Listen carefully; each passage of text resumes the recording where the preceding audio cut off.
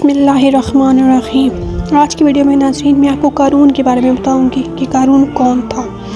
قارون حضرت موسیٰ کے چچا یسر کا بیٹا تھا۔ بہت ہی شکیل خوبصورت آدمی تھا، اس لیے لوگ اس کے حسن و جمال سے متاثر ہو کر اس کو منور کہا کرتے تھے۔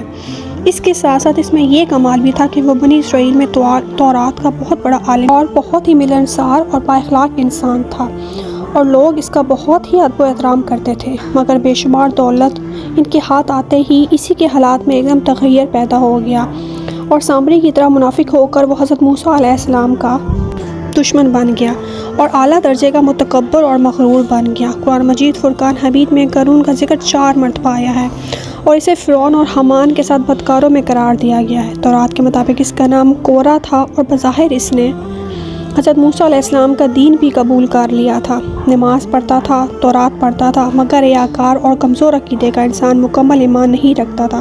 چاہتا تھا کہ لوگ اس سے خوش فہمی رکھیں تاکہ انہیں فریب دے سکے۔ قارون فصلوں کو پیشگی سستا خرید لیتا اور بعد میں انہیں مہنگے داموں فروخت کرتا تھا۔ معاملات میں کم تولتا، دھوکہ اور بے انصافی کرتا، سود کھاتا اور جتنا ہو سکتا تھا لوگوں پر ظلم کیا کرتا۔ اسی قسم کے کاموں سے بہت زیادہ دولت اکٹھی کر لی تھی، اور اسے ہر چیز سے زیادہ عزیز رکھا تھا۔ قارون خدا پرست نہیں تھا بلکہ دولت پرست تھا۔ اپنی دولت عیش و عشرت میں خرچ کرتا تھا۔ بہت عمدہ محل بنوایا اور اس کے در و دیوار کو سونے اور مختلف قسم کے جواہرات سے مزین کیا، حتیٰ کہ اپنے گھوڑوں اور اونٹوں کو سونے اور جواہرات سے مزین کیا۔ قارون کے پاس سینکڑوں غلام اور کنیزیں تھیں، اور ان کے ساتھ وہ برا سلوک کرتا اور انہیں مجبور کرتا کہ اس کے سامنے زمین پر گر پڑے اور اس کے پاؤں کو بوسہ دے اسے سجدہ کرے۔ قارون کی دولت کے متعلق اللہ رب العزت نے قرآن مجید فرقان حمید میں ارشاد فرمایا، اور ہم نے بھی اسے اتنے خزانے دے دیے تھے کہ ایک طاقتور جماعت سے بھی اس کی کنجیاں نہیں اٹھ سکتی تھیں۔ پھر جب اس نے قوم سے کہا کہ اس قدر نہ اتراؤ کہ خدا اترانے والوں کو دوست نہیں رکھتا۔ کچھ روایات میں ہے کہ قارون کے پاس اتنی دولت تھی کہ اس کے خزانوں کی کنجیاں 70 اونٹ اٹھاتے تھے۔ بعض عقلمند مومن قارون کو نصیحت کرتے اور کہتے کہ اے قارون، یہ تمام باغ اور ثروت کس کے لیے؟ یہ سب دولت اور مال کس لیے ذخیرہ کر رہا ہے؟ کیوں لوگوں پر اتنے ظلم ڈھاتے ہو؟ خدا کو کیا جواب دو گے؟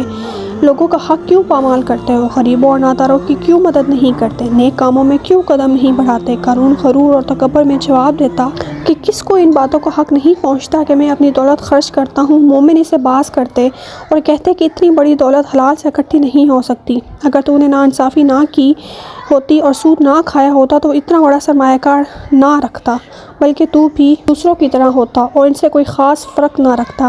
قارون جواب میں کہتا، نہیں، میں دوسروں کی طرح نہیں، میں چلاک اور محنتی ہوں، میں نے کام کیا ہے اور دولت مند ہوا ہوں۔ دوسرے بھی جائیں، کام کریں، زحمت اٹھائیں تاکہ وہ بھی دولت مند ہو جائیں۔ میں کس لیے غریبوں کی مدد کروں؟ مگر مومن اس کی رہنمائی کے لیے پھر بھی کہتے کہ تم لوگوں کے حقوق ادا نہیں کرتے۔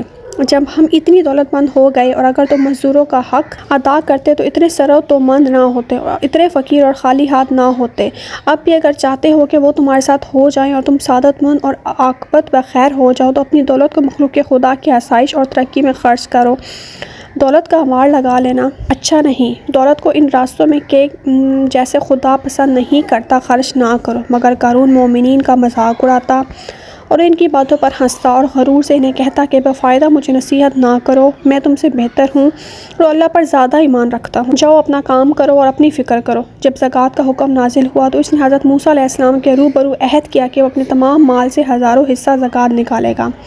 مگر جب اس نے مال کا حساب لگایا تو ایک بہت بڑی زکوٰۃ نکلی۔ یہ دیکھ کر اس پر ایک دم حرص و بخل کا بھوت سوار ہو گیا، اور وہ نہ صرف زکوٰۃ کا منکر ہو گیا بلکہ عام طور پر بنی اسرائیل کو اوپر کہنے لگا کہ حضرت موسیٰ علیہ السلام اس بہانے تمہارے مال کو لے لینا چاہتے ہیں۔ یہاں تک کہ حضرت موسیٰ علیہ السلام سے لوگوں کو دور کرنے اور لوگوں کے دلوں میں ان کی نفرت ڈالنے کے لیے اس خبیث نے یہ گندی اور گھناؤنی چال چلی کہ ایک عورت کو بہت زیادہ مال و دولت دے کر آمادہ کر لیا کہ وہ آپ پر بدکاری کا الزام لگائے۔ چنانچہ عین اس وقت جب کہ موسیٰ علیہ السلام بحث فرما رہے تھے، قارون نے آپ کو ٹوکا کہ فلاں عورت سے آپ نے بدکاری کی ہے، اور یہاں وعظ کرتے ہوئے حضرت موسیٰ علیہ السلام نے فرمایا کہ اس عورت کو میرے سامنے لاؤ۔ چنانچہ وہ عورت بلائی گئی تو حضرت موسیٰ علیہ السلام نے فرمایا، اے عورت، اس اللہ کی قسم جس نے بنی اسرائیل کے لیے دریا کو پھاڑ دیا اور عافیت و سلامتی کے ساتھ دریا پار کرا کر فرعون سے نجات دی، سچ مچ کہہ دے کہ واقعہ کیا ہے۔ حضرت موسیٰ علیہ السلام کا جلال دیکھ عورت سہم گئی اور کانپنے لگی، اور اس نے مجمع عام میں صاف صاف کہہ دیا کہ قارون نے یہ دباؤ ڈالا تھا اور مجھ کو قارون نے کثیر دولت دے کر آپ پر بہتان لگانے کے لیے آمادہ کیا ہے۔ اس وقت حضرت موسیٰ علیہ السلام آپ دیدہ ہو کر سجدہ شکر میں گر پڑے اور بحالت سجدہ آپ نے یہ دعا مانگی کہ اے پروردگار عالم، قارون پر اپنا قہر و غضب نازل فرما۔ پھر آپ نے مجمع سے فرمایا کہ جو قارون کا ساتھی ہوا وہ قارون کے ساتھ ٹھہرا رہے، اور جو میرا ساتھی ہو وہ قارون سے جدا ہو جائے۔ دو خبیثوں کے سوا تمام بنی اسرائیل قارون سے الگ ہو گئے۔ پھر حضرت موسیٰ علیہ السلام نے زمین کو حکم دیا کہ اے زمین تو اس کو پکڑ لے، تو قارون ایک دم گھٹنوں تک زمین میں دھنس گیا۔